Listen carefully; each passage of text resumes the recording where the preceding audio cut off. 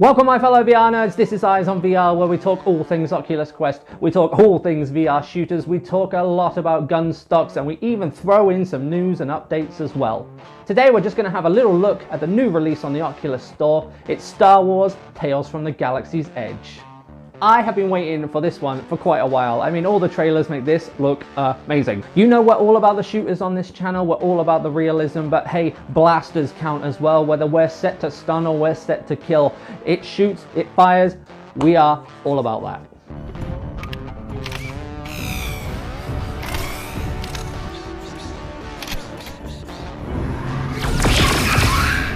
So this is going to be a bit of a quick review just to let you guys know what you're getting for your money and whether it's worth purchasing this game. So to start off, basically this is a linear open world. It's big enough that they put in a fast travel feature for you to use to get around once you've discovered specific locations. And that should tell you something about the size of the game that you are looking at here. When you first boot up the game, you get an option that I've not seen in any other game on the Oculus Quest and Oculus Quest 2 yet, which is to adjust your body position within the game to make it more comfortable for you to reach for weapons and reach for items on your chest or your hips, which I think is brilliant, and other games could take a good lesson from this.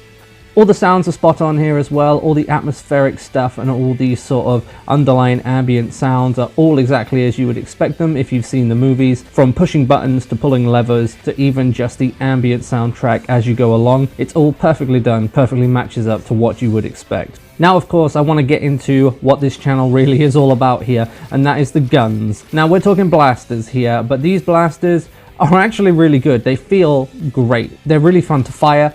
They feel really good when you are firing them. How they work is you pick up your weapon. You can keep 4 weapons maximum at a time. You can have 2 on your hips, and you can also hold 2 because dual wielding is definitely a thing. Whether you want a pistol and you want a proper rifle blaster, or you want 2 pistols or 2 rifle blasters, or even a rifle and a shotgun, you can do it all here, mix and match to your heart's content. Now when you pick up a weapon, once you've been firing it for a while, there's no ammo counter here. So just like say in Battlefront 2, you have to wait for your weapon to cool down, but you physically have to pull a lever on the weapon to cool it down faster so you can get back to shooting at your target. Now, another thing to remember is enemies drop weapons when you kill them, and this is for a reason, because basically your weapons wear. The more you use them, you'll see a little bar at the end of each weapon from green to orange to red to black, and that means your weapon is basically worn down and you can't use it anymore, so you need to throw it away, pick up a new one, and start all over again.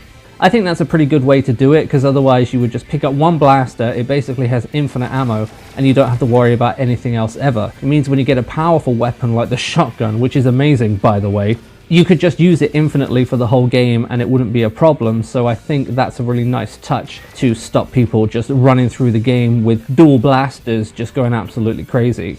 Another thing with guns, actually, before I forget, is you can interact with things with the guns. So you have physics on the guns here. You can put them on top of objects, which is brilliant. You can also push buttons with them, which is very handy when you're trying to go through a door, but you're also blasting at someone at the same time. You can use your dual guns, start blasting with one, press a button with another, and you're on the move, which is a very nice touch. One thing I also want to mention is the scale of things. Scale is spot on. Everything feels big, and they're obviously trying to go big here. You can see that with the fact that this basically is an open kind of world. I do have to admit, when you get to these sections where you're in the big outside world, it doesn't look great at the moment, if I'm honest. It could be patched later, but it's obviously just sort of a 2D bright type mesh in front of you with some 3D dotted here and there to make it feel like it's got that scale to it. I'm not a personal fan of that, but they are limited on what the Quest can do.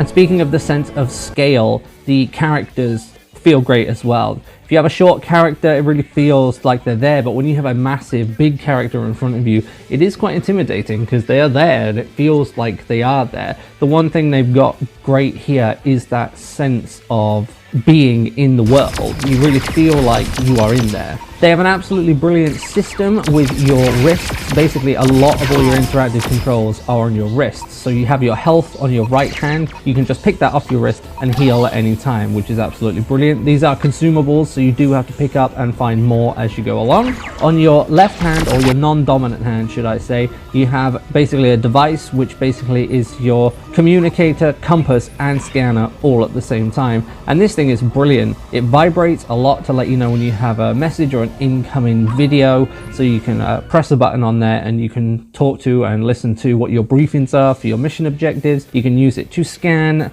items, to scan people, and now it works very much like Jedi Fallen Order in that respect. You scan something and it gets added to your journal, and I'll talk about that in a minute.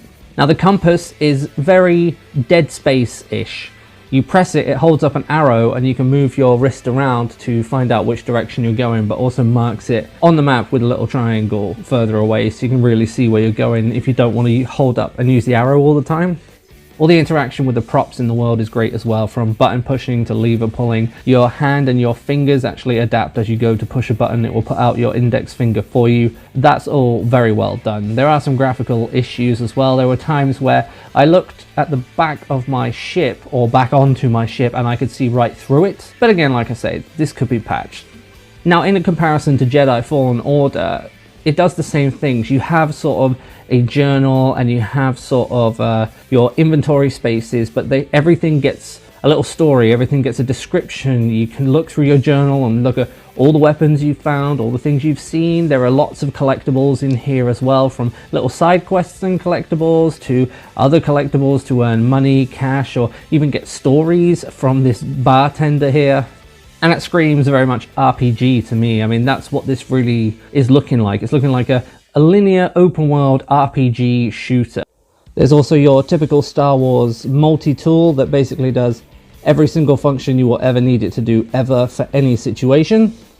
And it is pretty great the way they've integrated it. You can do electricity charge, you can do unscrewing, and you can do welding as well, which is actually fantastic to open up crates and open up collectibles as well. I can tell this tool has had a lot of work done on it, and it's been tested a lot because it works supremely well. Interaction with it is great and absolutely easy.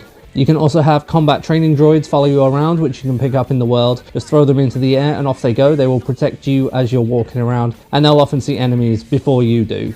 Now, being an RPG type game, it would be nothing without a good inventory system, and this is very innovative for VR. When you pick something up, you put it to your chest and then it holds it inside of your inventory bag, which is on your chest, but you can pick up your inventory bag from your chest, hold it up, it will show you everything in your inventory, and you can reach up and grab the item you want from that inventory. This is, like I say, innovative. I've not seen this before, but this is a great way to solve a large inventory problem in VR. There's obviously a lot of thought gone into this, and I think other games can take a real note from this. But I will say this is definitely for children. This is definitely Disney. You know, there's no cussing, no swearing, there's not really adult themes, if you will, of any kind. Even though blasting someone in the face is pretty adult, it just feels very childlike. But that is good because you can actually play this with your children, which I think is great, and they can have a go at this, and you know it's going to be family friendly, and you know it's something that they can enjoy and you can enjoy. There are things that need work here. Some of the tracking, sometimes I found, just got absolutely lost and my hands started to flail a little bit around. And I'm sure that's something that can be patched because I only play the Quest in the same place every time. I've never had problems with tracking really before. When you go to grab things, your arms just completely spaz out and go at a very weird angle for you to go and grab things, which I think is something that needs looking into, even though it is very funny.